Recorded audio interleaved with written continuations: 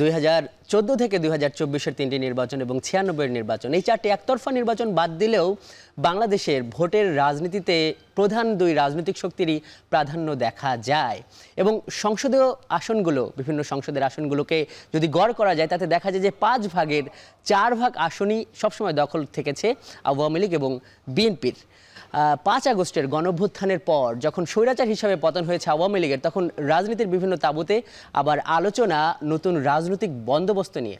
কিন্তু নতুন কোনো শক্তির জন্য ভোটের রাজনীতিতে ভালো করার সুযোগ বা সম্ভাবনা কতখানি এখানে? ভোটের ট্রেনের আজকের পর্বে সেই ভোটের রাজনীতি নিয়েই আলোচনা করব। আপনাদের সঙ্গে আছি আমি আজহার লিমন। ভোটের ট্রেনে ভোটের রাজনীতি নিয়ে আলোচনা করতে আমাদের সঙ্গে যুক্ত আছেন জাতীয় নাগরিক কমিটির সংগঠক ফয়সাল মাহমুদ শান্ত।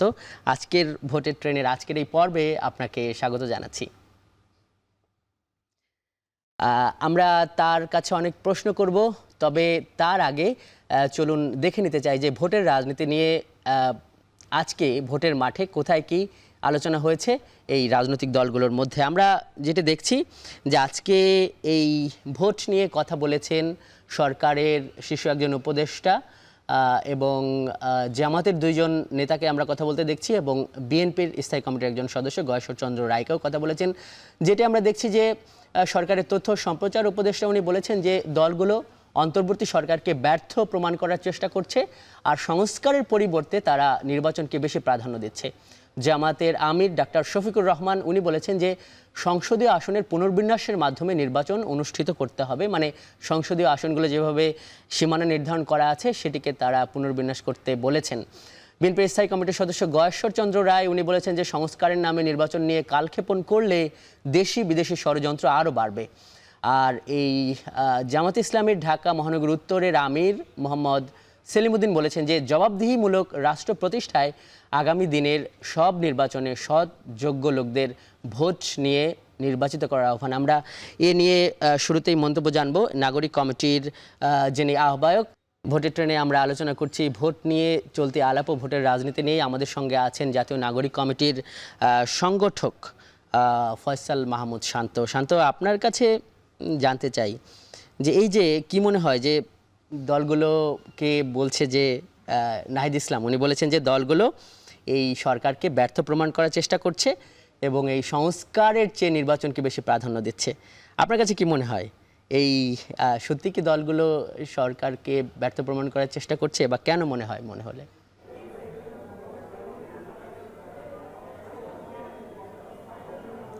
আচ্ছা, ধন্যবাদ জানাচ্ছি যারা দেখছেন এখন টিভির পর্দায়। আমার কাছে স্পষ্টত একটা বিষয় আমি বলতে চাই, সেটা হচ্ছে যেহেতু সরকারে গণঅভ্যুত্থানের যে সমস্ত প্রতিনিধিরা রয়েছে, নাহিদ ইসলাম, আসিফ মাহমুদ সহ যারা গণঅভ্যুত্থানের সরাসরি নেতৃত্ব দানকারী যে সমস্ত প্রতিনিধিরা রয়েছেন, তারা অনেকেই মনে করছেন যে আসলে সরকারকে ব্যর্থ প্রমাণ করার চেষ্টা করছেন এই রাজনৈতিক দলগুলো। এটি আসলে আমি বিভিন্ন সময় বলেছি যে আমাদের যে রাজনৈতিক দলগুলো, আওয়ামী ব্যতীত এবং ফ্যাসিস্টদের যারা দোসর ছিল তারা ব্যতীত যে সমস্ত রাজনৈতিক দলগুলো রয়েছে, তারা কিন্তু গণঅভ্যুত্থানের অংশ। তাদেরকে বাদ দিয়ে আমরা গণঅভ্যুত্থানের কথা বলছি না। কিন্তু তাদের মধ্যে যদি কেউ এই চিন্তা করে যে আসলে আমরা যদি এই সরকারকে একটু বিপদে ফেলতে পারি, সরকার দ্রুত সময়ের মধ্যে নির্বাচন দেয়, তাহলে আসলে আমরা দ্রুত সময়ের মধ্যে ক্ষমতায় চলে আসব এবং আমরা ক্ষমতাটাই যদি আসলে মূল লক্ষ্য হয়, তাহলে আমরা মনে করব যে আসলে গণঅভ্যুত্থানে যে তারা যে অংশীদার ছিলেন কিংবা শেখ হাসিনার বিরুদ্ধে যে তারা যেভাবে মাঠে নেমেছিলেন, সেই নামাটা আসলে এই জনমানুষের যে আকাঙ্ক্ষা এবং স্পিড। না, কিন্তু শান্ত, এখানে যে প্রশ্নটা করতে চাই সেটা হলো যে এই যে গণঅভ্যুত্থানে আপনারাই বলেছেন, তারাও বলেছে, তারা সবসময় এই যে ছাত্রদেরকে সামনে রেখেছেন, আবার আপনারা তাদেরকে গণঅভ্যুত্থানের শক্তিই বলেছেন। তো এই যে একটা ঐক্য বা কাঁধে কাঁধ মিলিয়ে চলতে, এখন একটা যে দূরত্ব কি আপনারা দেখছেন? আর মানে এই যে তাদের নির্বাচন নিয়ে তাদের এই যে একটা আপনারা অভিযোগ করছেন বা তাদের যে অবস্থান, এটার কারণ কি? মানে এই দূরত্বটা কেন তৈরি হচ্ছে?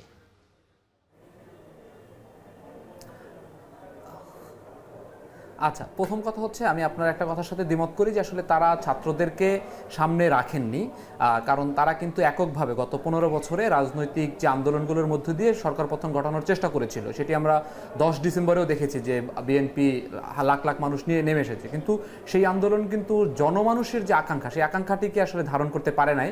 যে কারণেই আসলে ওই ছাত্ররা যখন তাদের পদ্ধতিতে যখন এই জনমানুষের আকাঙ্ক্ষাকে ধারণ করে যখন রাস্তায় নেমে এসেছে, রাজনৈতিক দলগুলো বরঞ্চ বাধ্য হয়েছে যে আসলে ছাত্রদের সাথে সেই আন্দোলনটা করা। এখন প্রশ্ন হচ্ছে যে এই ঐক্যটা তৈরি হয়েছে কেন?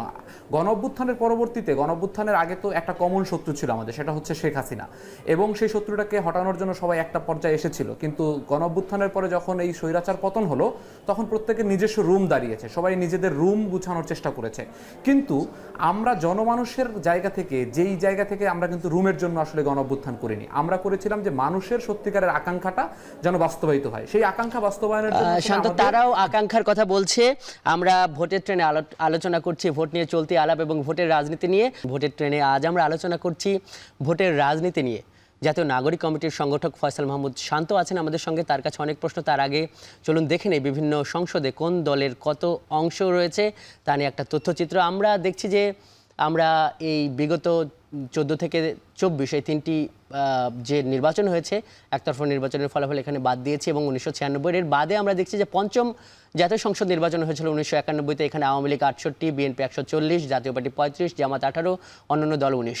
সপ্তমে আমরা দেখছি আওয়ামী লীগ 146, বিএনপি 116, জাতীয় পার্টি 32, জামাত 3, অন্যান্য 3। অষ্টম জাতীয় সংসদ নির্বাচন অনুষ্ঠিত হয় 1 সালে, সেখানে আওয়ামী লীগ 62, বিএনপি 193, জাতীয় পার্টি 14, জামাত 17 এবং অন্যান্য দল 14টি আসন পেয়েছিল। 2008 সালে হয়েছে নবম জাতীয় সংসদ নির্বাচন, এখানে আওয়ামী লীগ 230 আসন পায়, বিএনপি 30টি, জাতীয় পার্টি 27টি, জামাত 2টি এবং অন্যান্য দল 11টি। আমরা এগুলোর একটা গড় করেছি। সেখানে আমরা দেখেছি যে বড় যে দুইটি দল আওয়ামী লীগ এবং বিএনপি, তারা সব সময়ের জন্য এই বিভিন্ন সংসদের 84% আসন পেয়েছে, যেটি 5 ভাগের 4 ভাগেরও বেশি, এবং অন্যান্য দল যেটি হলো 16%। দর্শক, আমরা এই নিয়ে আলোচনা করব। শান্ত, নতুন রাজনৈতিক বন্দোবস্তের কথা বলেছেন। আমরা যুক্ত হচ্ছি এই জাতীয় নাগরিক কমিটির একজন সংগঠকের সঙ্গে। আপনারা নতুন রাজনৈতিক বন্দোবস্তের কথা বলছেন এবং দেখলেন যে এই যে ভোটের রাজনীতির যে চিত্র, কিংবা বাংলাদেশে ভোটের রাজনীতির যে সংস্কৃতি, তাতে এই বড় দলগুলোর সবসময় সবগুলো আসন, সবগুলো সংসদেই 5 ভাগের 4 ভাগ আসন কিন্তু তারাই দখল করে রেখেছে। যেখানে অন্যান্য আরও কতগুলো দল, 40টির বেশি নিবন্ধিত দল আছে, তারা সুবিধা করতে পারছে না। সেখানে নতুন রাজনৈতিক বন্দোবস্ত বিষয়টা আসলে কি? আর এই যে নতুন কোনো একটা দল এখানে জায়গা করবে, সেরকম একটা পরিবর্তন আসবে বলে আপনারা মনে করেন? এবং মানে বিষয়টা তো কঠিন নাকি সহজ?